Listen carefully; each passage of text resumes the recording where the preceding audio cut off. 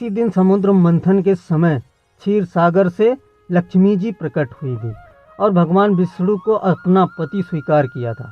कथा इस प्रकार है। एक बार भगवान शंकर के अंशभूत महर्षि दुर्वासा पृथ्वी पर विचर रहे थे। घूमते घूमते वे एक मनोहर वन में गए। वहाँ एक विद्याधारी सुंदरी हाथ में पारिजात पुष्पों की माला लिए खड़ी थी। वह माला दिव्य पुष्पों की बनी थी। उसकी दिव्य गंध से समस्त वन प्रांत सुशोभित हो रहा था। दुर्वासा ने विद्याधरी से वह मनोहर माला मांगी। विद्याधरी ने उन्हें आदरपूर्वक प्रणाम करके वह माला दे दी। माला लेकर उन्मत्त वेशधारी मुनि ने अपने मस्तक पर डाल ली और पुनः पृथ्वी पर भ्रमण करने लगे। इसी समय मुनि को देवराज इंद्र दिखाई दिए, जो मतवाले ऐरावत पर चढ़कर आ रहे थे। उनके साथ बहुत से देवता भी थे। मुनि ने अपने मस्तक पर बड़ी माला उतारकर हाथ में ले ली। उसके ऊपर भैरव गुंजार कर रहे थे। जब देवराज समीप आए तो दुर्वासा ने पागलों की तरह वह माला उनके ऊपर फेंक दी। देवराज ने उसे ऐरावत के मस्तक पर डाल दिया। ऐरावत ने उसकी तीव्र गंध से आकर्षित हो सूंड से माला उतार ली और सूंघ कर पृथ्वी पर फेंक दी। यह देख दुर्वासा को क्रोध से जल उठे और देवराज इंद्र से इस प्रकार बोले, अरे ओ इंद्र, ऐश्वर्य के घमंड से तेरा हृदय दूषित हो गया है। तुझ पर जड़ता छा रही है, तभी तो मेरी दी हुई माला का तूने आदर नहीं किया है। वह माला नहीं, श्री लक्ष्मी जी का धाम थी। माला लेकर तूने प्रणाम तक नहीं किया, इसलिए तेरे अधिकार में स्थित तीनों लोकों की लक्ष्मी शीघ्र ही अदृश्य हो जाएंगी। यह श्राप सुनकर देवराज इंद्र घबरा गए और तुरंत ही ऐरावत से उतर कर मुनि के चरणों में पड़ गए। उन्होंने दुर्वासा को प्रसन्न करने के लिए लाख चेष्टाएं की, किंतु महर्षि टस से मस न हुए। उल्टे इंद्र को फटकार कर वहाँ से चल दिए। इंद्र भी ऐरावत पर सवार हो अमरावती को लौट गए। तब से तीनों लोकों की लक्ष्मी नष्ट हो गई। इस प्रकार त्रिलोकी के श्रीहीन एवं सत्व रहित हो जाने पर दानवों ने देवताओं पर चढ़ाई कर दी। देवताओं में जब उत्साह कहाँ रह गया था, सबने हार मान ली। फिर सभी देवता ब्रह्मा जी की शरण में गए।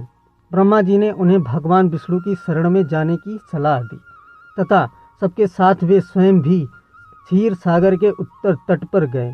वहां पहुंचकर ब्रह्मा आदि देवताओं ने बड़ी भक्ति से भगवान विष्णु का स्तवन किया। भगवान प्रसन्न होकर देवताओं के सम्मुख प्रकट हुए।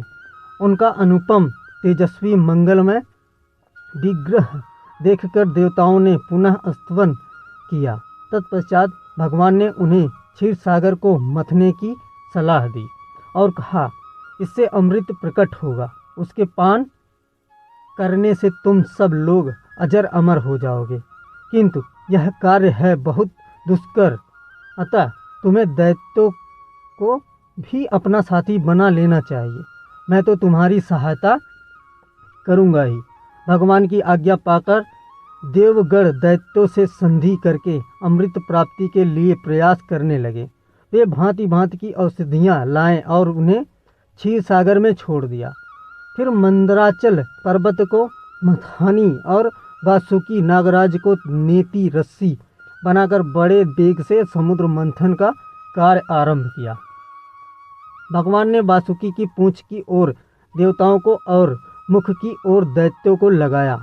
मंथन करते समय वासुकी की निश्वासनिग्न से झुलसकर सभी दैत्य निस्तेज हो गए और उसी निश्वास वायु से विक्षिप्त होकर बादल वासुकी की पूंछ की ओर बरसते थे, जिससे देवताओं की शक्ति बढ़ती गई।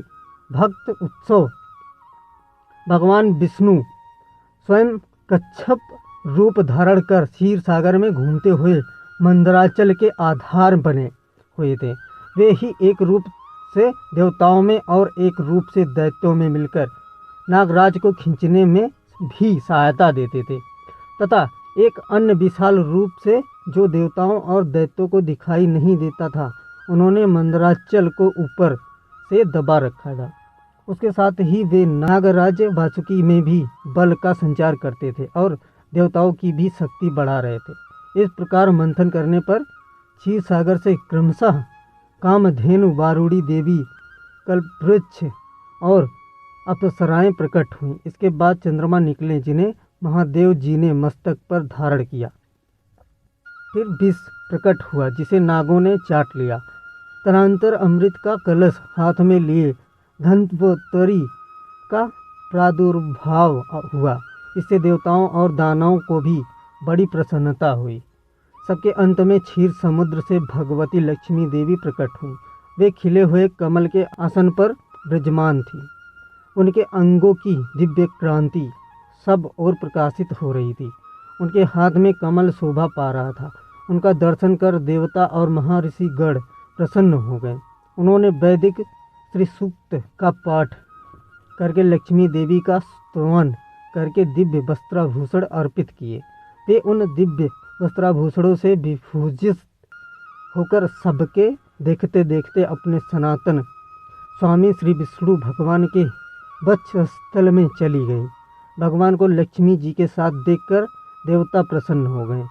दैत्यों को भी बड़ी निराशा हुई। उन्होंने धन्वंतरी के हाथ से अमृत का कलश छीन लिया, किंतु भगवान ने मोहिनी स्त्री के रूप से उन्हें अपनी माया द्वारा मोहित करके सारा अमृत देवताओं को ही पिला दिया।